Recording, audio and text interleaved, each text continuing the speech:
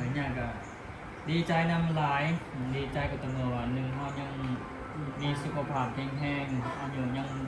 ยังยืนอยู่อายุยังยืนยังอยู่ได้ยังอยู่ทำบุญได้อยู่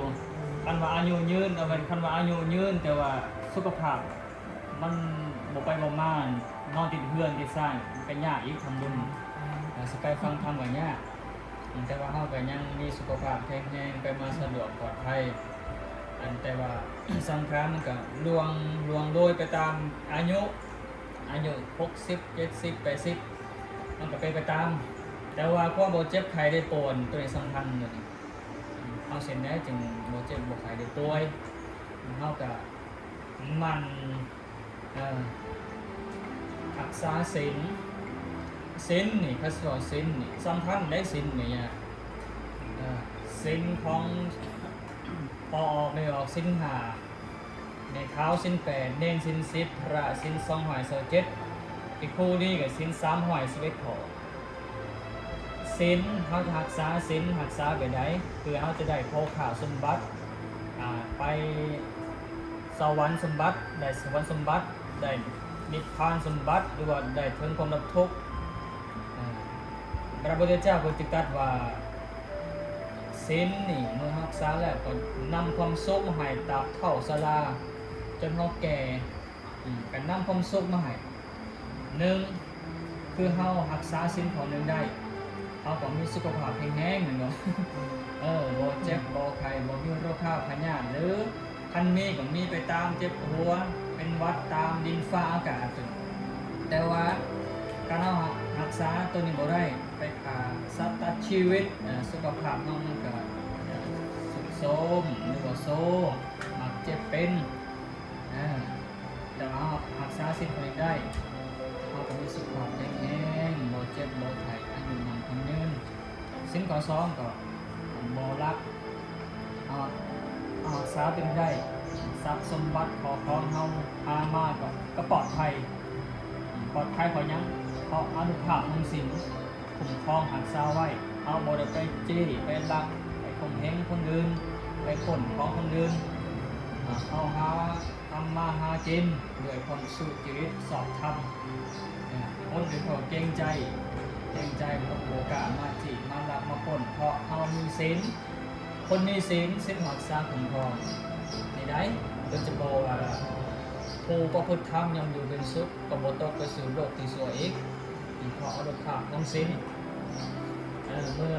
รักษาศีลได้ก็ปลอดภัยเห็นนะมีโภคาสมบัติศีลข้อ3ก็เช่นเดียวกันเป็นให้ครอบครัวเฮาอยู่เย็นเป็นสุขบ่แตกแยกมีความซื่อสัตย์จริงใจต่อปกครองบ่เมียนซึ่งกันและกันข้อ4มีวาจาเป็นสัตย์ศักดิ์สิทธิ์คนอื่นก็เก่งค้ามเมื่อเฮามีสิ่งข้อนี้บ่จาสิได้ก็ศักดิ์สิทธิ์เฮ็ดคนมีสัจจะบารมีสิ่งข้อ5ก็เว้นจากการดื่มสิ่งมึนเมาเพราะว่าสิ่งมึนเมามันเห็นเฮาขาดสติอยู่แล้วเฮาดื่มมันเห็นเฮาขาดสติบ่มีสติอยู่กับเนื้อกับตัวคันไปขับรถก็เกิดอุบัติเหตุย้อนหรือว่าพาให้เสียชีวิตได้ต่างๆคันว่าขาดสติแล้วแต่ว่าเมื่อเฮารักษาศีลข้อ1ข้อ2ข้อ3หรือว่าศีล5เนี่ยเฮาก็จะมีความสุขกายสุขใจมีความผาสุกอมเย็นเมื่อเฮามีศีลอนุภาพของศีลก็ช่วยดลบันดาลให้มีโภคาสมบัติได้เมื่อรักษาศีลไปเรื่อยจนแก่เฒ่าชราอันละโลกนี้ไปสวรรค์สีเลนะสุกติยันติไหนเป็นมวลศีลคนจะไปสู่โลกสวรรค์ได้ก็พอศีลได้ไหมยังคนจะดับทุกข์ได้ไปนิพพานได้ก็อาศัยศีลคนจึงบอกว่าตัสสมาสีลังวิโสทะเยให้เฮารักษาศีลรักษากายของเฮาไว้รักษาวาจาของเฮารักษาใจของเฮาคือบ่ให้โลภบ่ให้โกรธบ่ให้หลงนี่มีศีลเด้การเฮาโลภโกรธหลงบ่มีศีลว่าเฮารักษาใจได้ก็สบายบ่มีหยังมาทำร้ายอะไรมันเป็นสมาธิเองมันเลยแบบนี้มันเป็นสมาธิเฮาแผ่เมตตาอธิษฐานสิ่งใดมันก็ แผ่ไปหอดไปเทิงเมิดอนุภาพของศีลอนุภาพของเมตตาอนุภาพของสัจจะอนุภาพของอธิษฐานบ่แม่นธรรมดาเพิ่นสิว่าเป็นบารมีเนาะจึงว่าให้เฮารักษาศีลให้มีความเมตตาต่อกันและกันเอามาคนเดียว